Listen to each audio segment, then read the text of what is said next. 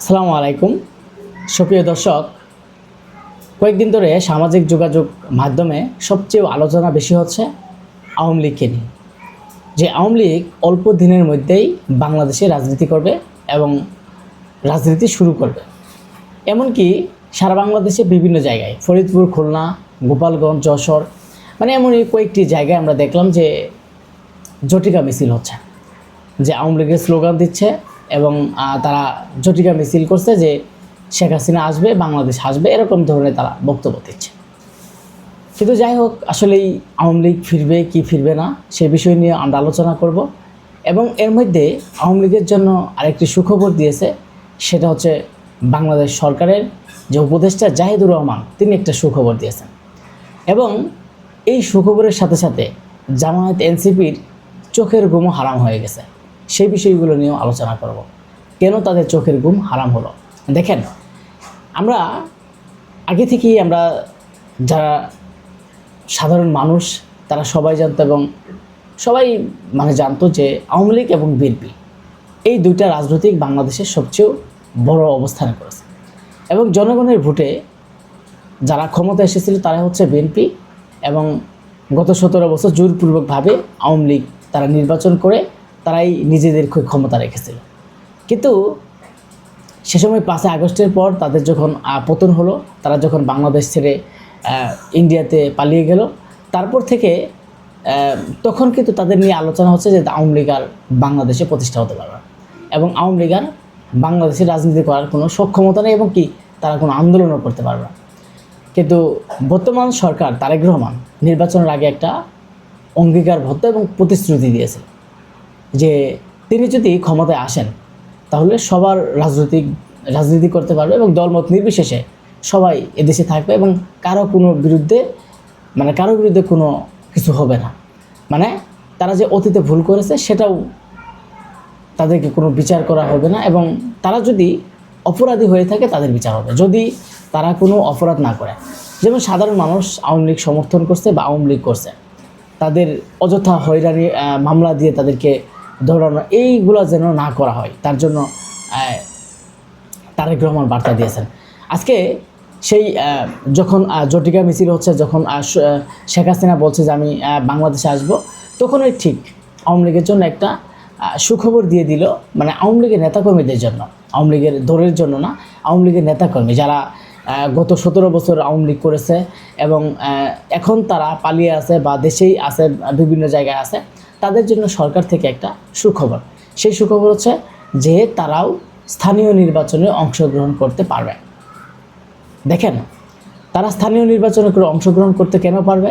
যে স্থানীয় নির্বাচনে যেহেতু কোনো প্রতীক নাই, জামায়াত, এনসিপি, বিএনপি কোনো দলীয় কোনো প্রতীক নাই, সেই কারণে সবাই সেখানে অংশগ্রহণ করতে পারবেন। এবং আওয়ামী লীগ যারা করেছে তাদের জন্য একটা বার্তা হচ্ছে যে তারা করতে পারবে, কিন্তু একটা শর্ত আছে। সেই শর্তটা হচ্ছে যে তারা যদি আওয়ামী লীগের কোনো লেগু বা আওয়ামী লীগের কোনো সমর্থিত কোনো জয় বাংলা বা কোনো স্লোগান এইগুলো না দেয়, তাহলে তারা সেই নির্বাচনে অংশগ্রহণ করতে পারবে।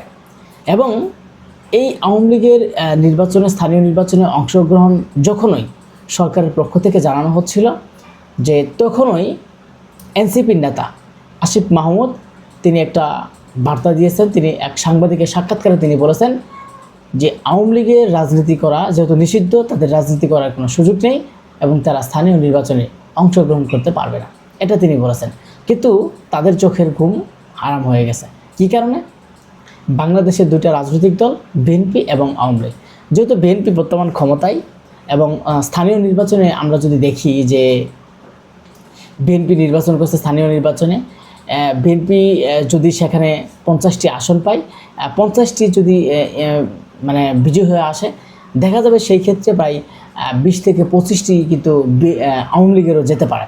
সেই ক্ষেত্রে যেই আওয়ামী লীগের ভোটগুলা বেশিরভাগ জামায়াত এনসিপির মধ্যে ঢুকে যেত, আর সেই কারণে আজকে কিন্তু এই আওয়ামী লীগ থাকার কারণে কিন্তু তারা এই ভোটগুলো পাবে না, যে কারণে বিএনপির জন্য একটা সুবিধা, বিএনপির জন্য একটা প্লাস পয়েন্ট হবে।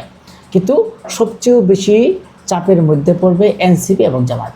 তাদের এই চাপে ফেলানোর মূল কারণ হচ্ছে যে তারা এতদিন যেই জোর গলায় কথা বলতো এবং বিএনপিকে মাইনাস করার জন্য সবসময় তারা লেগে থাকতো যে বিএনপিকে মাইনাস করতেই হবে, এরকম ধরনের তারা একের পর এক বক্তব্য দিত।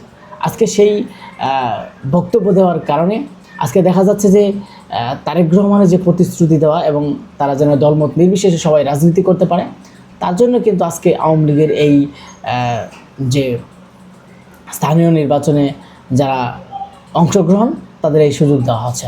আর এই সুযোগ দেওয়ার কারণে তারেক রহমানের প্রতি মানুষের যে প্রশংসা, ভালোবাসা, সেটাও কিন্তু বহিঃপ্রকাশ হচ্ছে এবং তিনি কিন্তু সবার কাছেই একটা গ্রহণযোগ্যতা হচ্ছেন যে তিনি যেটা বলেছিলেন আসলে আস্তে আস্তে কিন্তু সেটাই বাস্তবায়ন করছেন। ইতিমধ্যে আওয়ামী লীগের অনেক নেত্রী যেগুলা অপরাধী না, বিশেষ করে এই আওয়ামী লীগের যারা গত 17 বছর যারা নির্যাতন, নিপীড়ন, বিভিন্ন কিছু করেছে, মানুষের উপর জুলুম নির্যাতন করেছে, এইগুলোর সাথে তারা জড়িত না এবং যারা ভালো মানুষ তাদেরকে ছেড়ে দেওয়া হচ্ছে। কিন্তু স্থানীয় নির্বাচনে এনসিপি মূল চাপে পড়ার কারণ হচ্ছে যে আওয়ামী লীগের যে ভোটগুলো, সেই ভোটগুলো জামায়াত এবং এনসিপির মধ্যে আসতো এবং তারা সেই ভোটগুলো নিয়ে লাফালাফি করে এবং যে কোনো মুহূর্তে বিএনপিকে মাইনাস করার একটা চ্যালেঞ্জও তারা করেছেন। তারা বারবার বলছে যে আমরা যে কোনো মুহূর্তে, যে কোনো সময় বিএনপিকে মাইনাস করতে পারি এবং বিএনপিকে এই দেশ থেকে তাড়িয়ে দিতে পারি, এরকম ধরনের বক্তব্য দিয়েছিল এনসিপি এবং জামায়াত। আজকে আওয়ামী লীগ যে আস্তে আস্তে ফিরে আসছে, তখন কিন্তু এইদের মধ্যে একটা চোখের ঘুম হারাম হয়ে যাচ্ছে।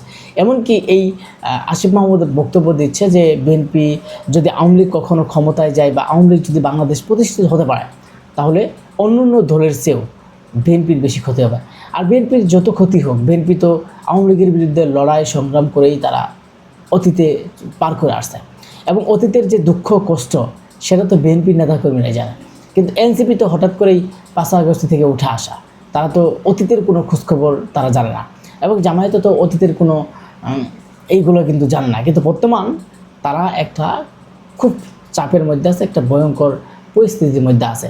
যেহেতু স্থানীয় নির্বাচনে আওয়ামী লীগে একটা ফেরারও সম্ভাবনা আছে, যে তারা যারা নেতাকর্মী আছে তারা হয়তো একটা চিন্তা ভাবনা করবে যে এই মুহূর্তে তাদের বেঁচে থাকার জন্য হলো যেমনি হোক এখন স্থানীয় নির্বাচন থেকে তারা যদি অংশগ্রহণ করে, তাহলে দেখা যাবে আস্তে আস্তে তারা আওয়ামী লীগ প্রতিষ্ঠা হতে পারে, এরকম ধরনের তাদের একটা চিন্তা ভাবনা থাকে। তবুও আরেকটা কথা হচ্ছে যে আওয়ামী লীগ মূল দল তারা খুব সহজেই প্রতিষ্ঠিত হতে পারবে না।